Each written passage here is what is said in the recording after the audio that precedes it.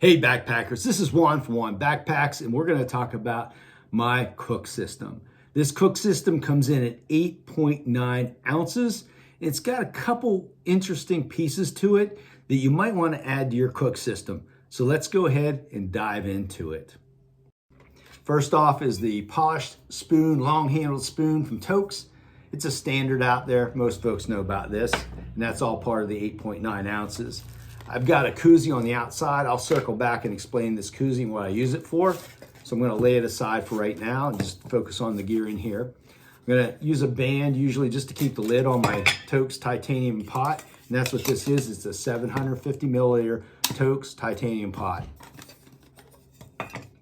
Let's look inside the hat, see what's in here. Maybe a rabbit, right?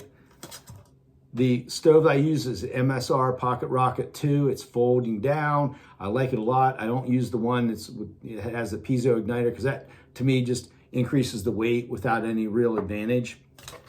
And then I've got a mini Bic lighter in here to light the fire and kick the tires. I use a lighter load towel in here. It's 0.3 ounces basically, so it doesn't add a lot of weight, but I like to actually wrap my canister in this so that it doesn't get dirt inside my pot when I'm done, or the moisture, like I can wipe off moisture off of things and keep the pot dry so it doesn't start to rust or whatever. And so I like to wrap the canister in this and then put it in my pot. So that's the lighter load towel. Now here's 3 things that you may not have in your kit. Salt shaker, pepper shaker. Small ultralight salt and pepper shakers. They actually have a lid, and then they have another safety. You pop this up, and then you can shake it on. And the same way with the pepper shaker. These 2 shakers are definitely less than an ounce, I think combined. And I got it from a ultralight website that I can't remember right now. And I'll post the link below in the notes and so forth. But I really find salt and pepper good to have on the trail. Sometimes you need salt and pepper, and it's less than an ounce, so not too bad. The third thing down in here that I have is this bamboo chopstick. It's a piece of a bamboo chopstick. And what happened in my cooking a lot of times is that I figured out, like, for the meals that I make and put together, how much water I need. And then also, obviously, the store-bought meals too, they tell you on the outside of the package how much water you need. What I found over time is these pots, they are marked here, but it's hard to look on the inside and see them a lot of times and how much water you have in there and know that you have the right amount. So that's always a struggle. So with almost 0 added weight, I mean, this is like a chopstick cut down.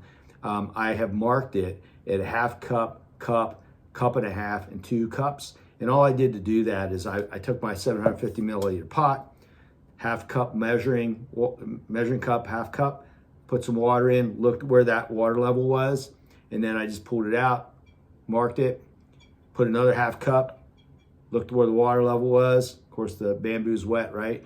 Mark it for 1 cup, and I just kept going up till I had 2 cups. So now I have a really nice measuring cup, and I did measure it so it fits.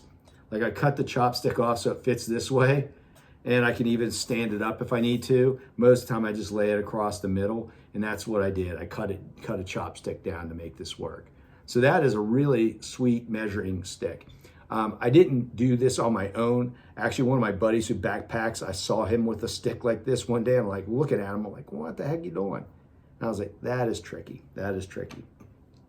So now let's circle back to this cozy. Why do I have the cozy? Well, I have a 750 milliliter pot just in case I want extra water for something.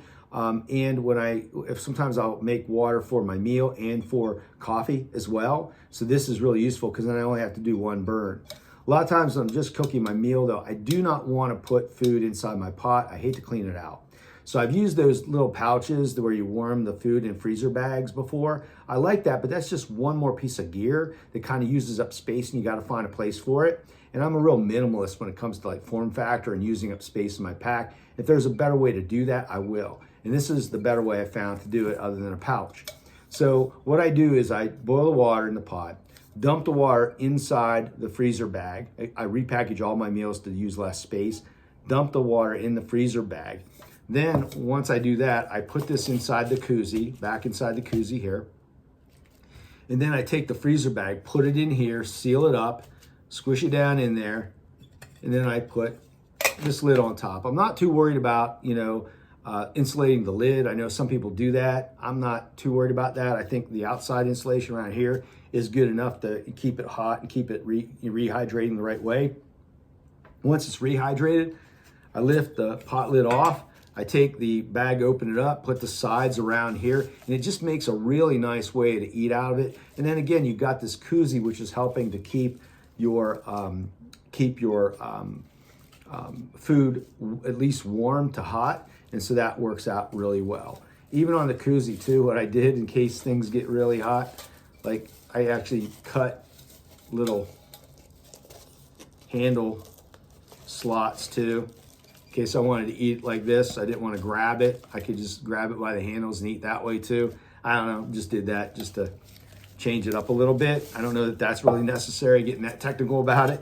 But anyway, that is my cook system. It comes in at 8.9 ounces, which is basically a half a pound. And that's quite a bit of stuff there for, a half a pound of gear, but it's well thought out. It's very small, very efficient, less moving parts, and I like it a lot. So if you like it, go ahead and try it. If you have some ideas for my cook system, throw them in the comments below too. I'd love to hear them, love to hear them. Until next time, backpackers, get out there, do some backpacking, do some hiking. Stop watching YouTube videos and get out there. Unless they're my videos, then watch them all from start to finish. Later, folks.